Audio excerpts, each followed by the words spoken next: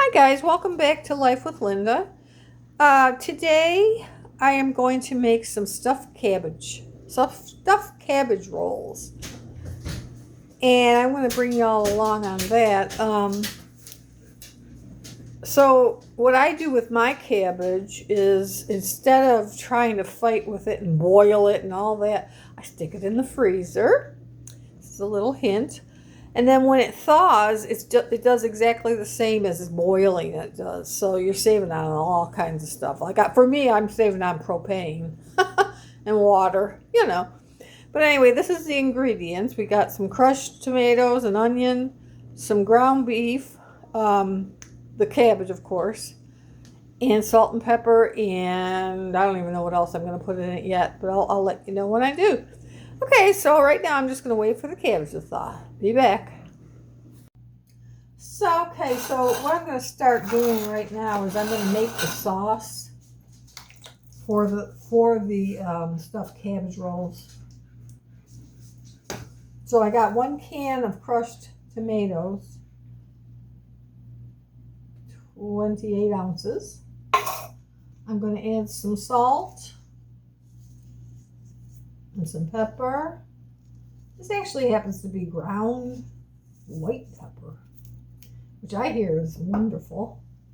And the other thing I'm going to add to this is 1 packet of my sugar-free sweetener. Because I want it to be a little bit of a sweeter sauce, That's what I would like. Now, the other thing I went ahead and did was I boiled some rice, because you're going to add rice to this recipe. But at this point, I have to wait for the cabbage to thaw still. But in the meanwhile, I can still make the sauce, and I can still make meat mixture. So I have my meat here, which I defrosted.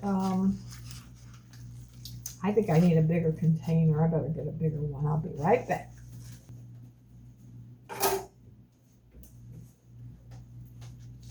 Yeah, I think I better have a bigger container for this. This is a little small. There. And then we're going to put into that, we're going to add the onion.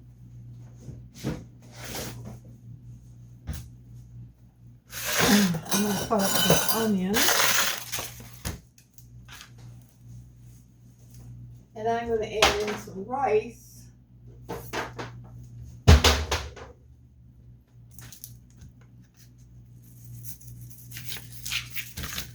Just cut the onion up in small pieces. I think you probably only need about a half an onion. This is kind of a big onion. The bigger onion, I should say.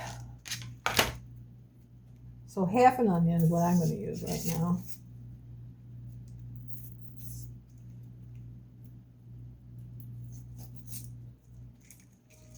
Now there's a lot of different ways to make cabbage rolls. A lot of people have different ideas on it. And of course I always save this. I'm going to plan it.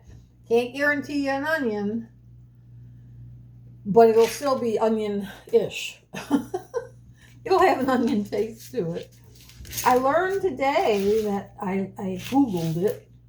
If you do plant the carrot root, that you cut off a carrot when you're cooking those, it will not give you a carrot. So I'm presuming that the same thing is going to be true for the onion. But, like I say, it doesn't give you a full, onion bulb. But it does give you a root thing that tastes like, onion. So if you're in dire need of an onion, you can do that. So I'm going to add this onion into here.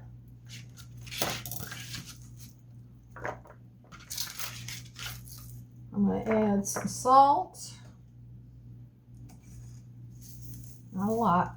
Some pepper. I'm going to mix all of that up right there.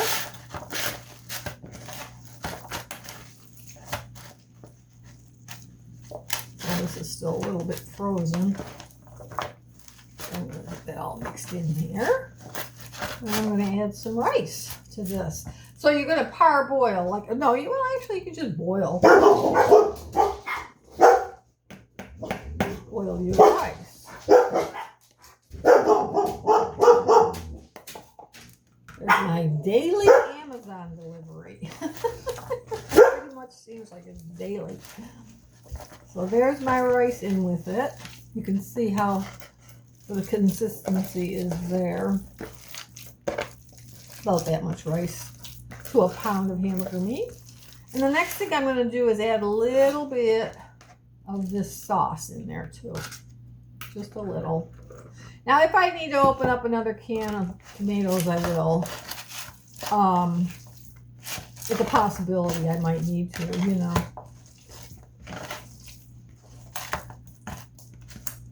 See? So I'm just going to make a 9x9, 8x8 pan. Is this 8x8? 8.5. 2 quarts anyway. Pan. Because it's only me. As I've said a million times before, it's only me. So I'm going to cook for just me. Now I'm probably going to have some meat left over, honestly. I think I probably will. Because I just want to make that big of a pan. I don't want to make more. Even with that big of a pan, I'm going to have leftovers. So, isn't that crazy? Yeah.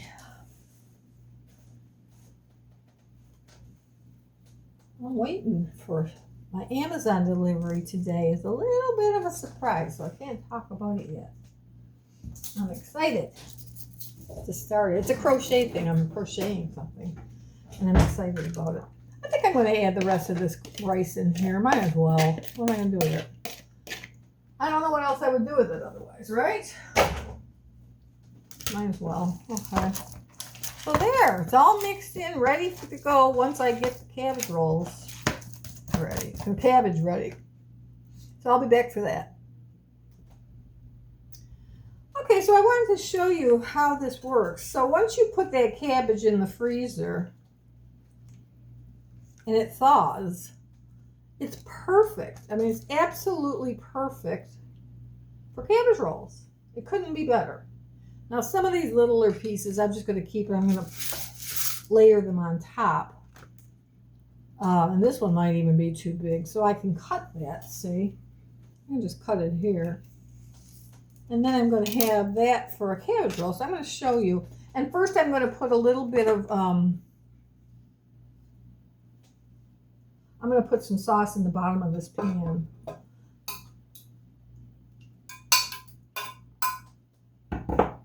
See, just started off with a little bit of sauce in the bottom. And now I'm just going to take a chunk of meat with rice and everything, put it in the middle of this, and I'm going to roll it.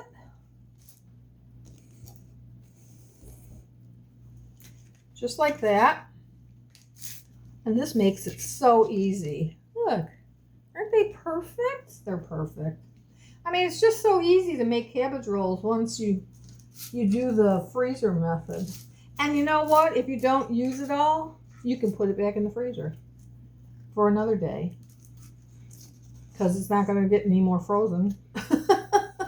And it's not going to get any more thawed. So, yeah. That would definitely work as well. So what I do too is I go in and I take out this really hardcore part of it. Put that in my compost. Good old compost bin. Gotta love it. I got some nice compost going on out there right now. It's doing good. It will be soon. I'm not going to do a summer garden. I think I might have said that before. It's just too much work. It's too much care in the summer in Texas. You can't. You just can't, you know. So there's my second roll. Yeah. Just lay them down in the pan, nicey. It won't take much to fill me up on these cabbage rolls. That's for darn sure. Because, you know, you got the rice, you got the meat, you got stuff that'll make you full, you know. So basically, that's the routine, and it's just that quick and easy. Everybody thinks cabbage rolls are so hard and take so long, and they really don't. I think, honestly, the method of freezing it reduces the time it takes to make these tremendously. Otherwise, you're standing there in your summer heat of your summer house, and you're boiling water in your kitchen, you know. I mean, I don't go for that. I'll take anything that I don't have to do that. Deal with the heat in Texas. It's an effort. It takes time. Yep. There you go. So far, so good. So I'll bring you back when those are done. Okay, so here we go. It's ready to go in the oven.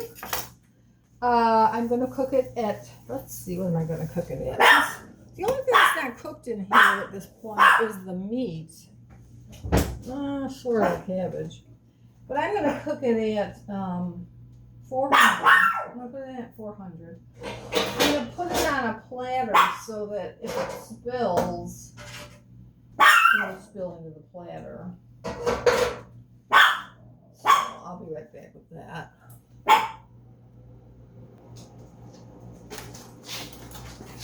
And I'm going to cover it with some aluminum foil.